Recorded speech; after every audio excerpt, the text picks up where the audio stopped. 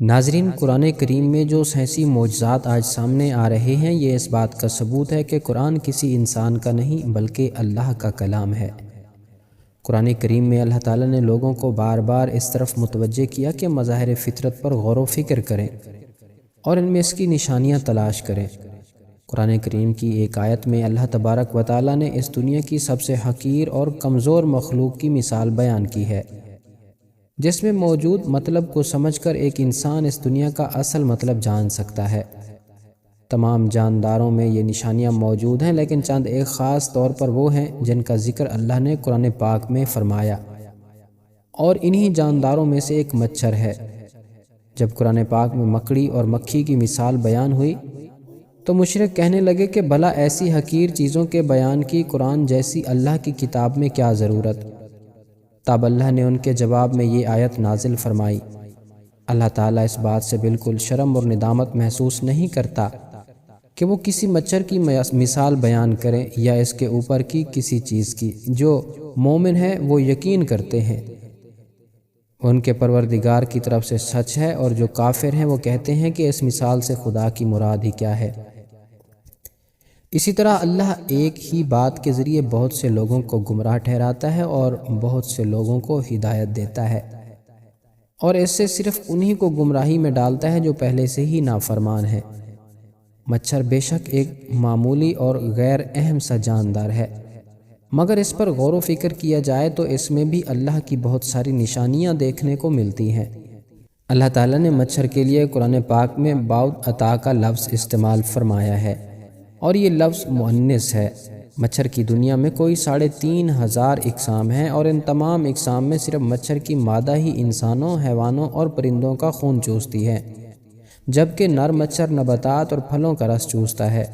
سوال یہ پیدا ہوتا ہے کہ مچھر کی جنسی شناخت تو آج کی میڈیکل سائنس کا کارنامہ ہے کہ آج ہمارے پاس ایسی جدید ترین دوربینیں ہیں جو کسی شے کو ہزاروں اور لاکھوں گنا بڑا کر کے دکھاتی ہیں، جبکہ قرآن نے بعوض عطا کا لفظ بول کر 1450 سال قبل بتا دیا کہ وہ مچھر جس سے انسانوں کو تکلیف پہنچتی ہے وہ مادہ مچھر ہے، نر نہیں ہے۔ منافقوں نے اگرچہ مچھر اور مکھی کے چھوٹے پن کی وجہ سے قرآن پر اعتراضات کیے، لیکن اگر ان میں تھوڑی سی عقل ہوتی اور اس چھوٹے سے جانور کی ساخت اور بناوٹ پر غور و فکر کریں تو سمجھ لیتے کہ اس کے بنانے میں باریک بینی اور عمدگی کی ایک دنیا صرف ہوئی ہے کہ جس سے عقل حیران رہ جاتی ہے۔ امام جعفر صادق اس چھوٹے سے حیوان کی خلقت کے بارے میں ارشاد فرماتے ہیں، اللہ نے مچھر کی مثال دی ہے، حالانکہ وہ جسامت کے لحاظ سے بہت چھوٹا ہے، لیکن اس کے جسم میں وہ تمام آلات اور اعضاء ہیں جو خشکی کے سب سے بڑے جانور کے جسم میں ہیں، یعنی ہاتھی، اور اس کے علاوہ بھی اس کے 2 عضو یعنی سینگ اور پر ہیں جو ہاتھی کے پاس نہیں ہیں۔ یہ ظاہراً کمزور سا جانور ہے جسے خدا نے ہاتھی کی طرح پیدا کیا۔ اس میں غور و فکر انسان کو پیدا کرنے والے کی عظمت کی طرف متوجہ کرتا ہے، خصوصاً اس کی سونڈ جو ہاتھی کی سونڈ کی طرح اندر سے خالی ہے، اور وہ مخصوص قوت سے خون کو اپنی طرف کھینچتی ہے۔ یہ اتنا حساس ہوتا ہے کہ صرف کسی چیز کے اٹھنے سے خطرہ محسوس کر لیتا ہے اور بڑی تیزی سے اپنے آپ کو خطرے کی جگہ سے دور لے جاتا ہے۔ اور تعجب کی بات یہ ہے کہ انتہائی کمزور ہونے کے باوجود بڑے سے بڑے جانور کو عاجز کر دیتا ہے۔ حضرت علی رضی اللہ تعالی عنہ نے فرمایا، اگر دنیا جہان کے سب زندہ مخلوقات جمع ہو جائیں اور باہم مل کر کوشش کریں کہ ایک مچھر بنا لیں تو وہ ہرگز ایسا نہیں کر سکتے، بلکہ اس جاندار کی خلقت کے اصرار پر ان کی عقلیں دنگ رہ جائیں گی اور وہ تھک کر انجام کو پہنچ جائیں گے۔ آج میڈیکل سائنسدانوں نے مچھر کی 3500 کے لگ بھگ اقسام کو کھوج لیا ہے، لیکن یہ تعداد یقینی نہیں۔ اب ان کی کل اقسام کتنی ہے یہ صرف ایک اللہ ہی کو علم ہے۔ میری طرح آپ میں سے بھی بہت سے دوستوں کے ذہنوں میں یہ خیال آیا ہوگا کہ آخر اس مثال کا مطلب کیا ہے، لیکن جب آپ ایک مچھر کی آنکھ کو دیکھیں تو آپ کا دماغ مفلوج ہو جائے گا۔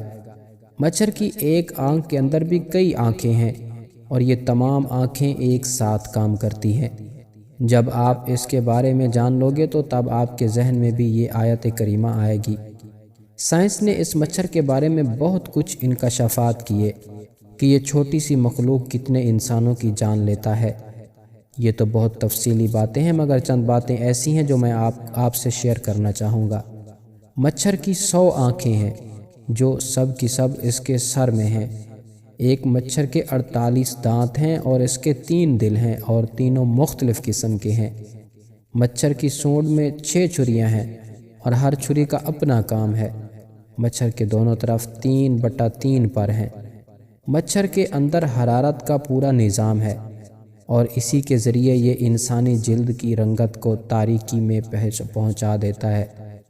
مچھر کی سوئی میں نشہ کرنے کا نظام ہے جس سے کاٹتے وقت انسان کو محسوس نہیں ہوتا اور کاٹی ہوئی جگہ خون چوسنے سے سوج جاتی ہے۔ ایک مچھر کے اندر خون کا تجزیہ کرنے کا نظام بھی ہے، اس لیے وہ ہر خون نہیں چوستا۔ اس بارے میں سائنس کی سب سے حیران کن تحقیق میں یہ بات سامنے آئی کہ ایک مچھر کے پر اس کے اوپر ہوتے ہیں جو اس سے بھی ہلکے ہوتے ہیں، اور مچھر کے پر کے اوپر ایک مائکروسکوپک پیراسائٹ ہوتا ہے، ایک جاندار جو مچھر سے بھی حقیر چیز ہے، جو تمہیں اپنی آنکھ سے نظر بھی نہیں آتی۔ اللہ تعالیٰ کو تو تمہارے اعمال کی اور غلط کاموں کی مثال دینے کے لیے ایسی چیزوں کو سامنے لانے میں کوئی مشکل نہیں، اور یہی وہ چیز ہے جس کے بارے میں اللہ نے سورہ بقرہ کی آیت نمبر 26 میں مچھر کی مثال دینے کے بعد فرمایا، اللہ تعالیٰ اس بات سے بالکل شرم اور ندامت محسوس نہیں کرتا کہ وہ کسی مچھر کی مثال بیان کرے یا اس کے اوپر کی کسی چیز کی۔ اللہ ہم سب کو قرآن پڑھنے اور اس پر عمل کرنے کی توفیق عطا فرمائے۔ ویڈیو کے آخر میں ایک بار درود شریف پڑھنا مت بھولیے گا۔